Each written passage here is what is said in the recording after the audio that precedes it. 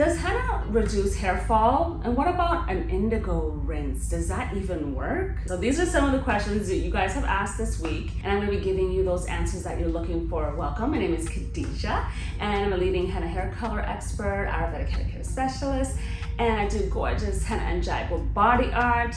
And you can always ask your questions in the comments below, and you might get selected to be answered as part of one of my videos here in this weekly series. If you have a question though that is really pressing and you need an answer to right now, all you gotta do is go to the website, hennasooq.com, click that bottom right chat icon, and it'll give you access to one of our hair care experts. Our first question comes from Priya, and she asks, does henna reduce hair fall? So henna can strengthen the hair, and it can reduce hair fall to a degree, but I would really recommend that you use herbs that focus on strengthening your roots, such as our Ayurvedic scalp and root mask, using Brahmi and Bringraj and DIY hair masks. Those work really well to strengthen the roots. So I feel like those are more effective than just henna alone. So definitely have that incorporated in your regimen for sure. Question number 2 comes from Valicia, and they're asking, is there a way to make an indigo rinse? I dye my hair with henna and indigo blend, but with time it fades and becomes reddish,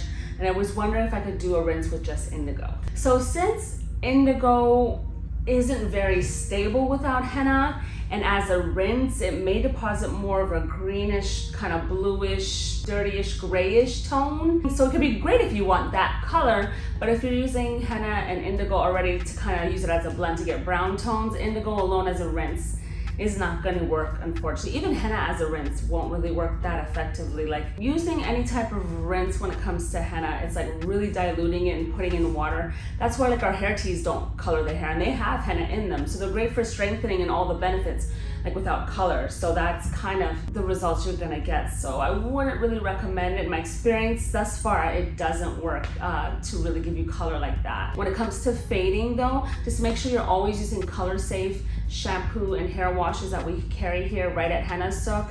We also have cleansing co-washes that are our conditioners that will keep your color nice and bright and consistent. And in between, if you want to do something that can brighten up your color, maybe use a gloss treatment like a henna gloss.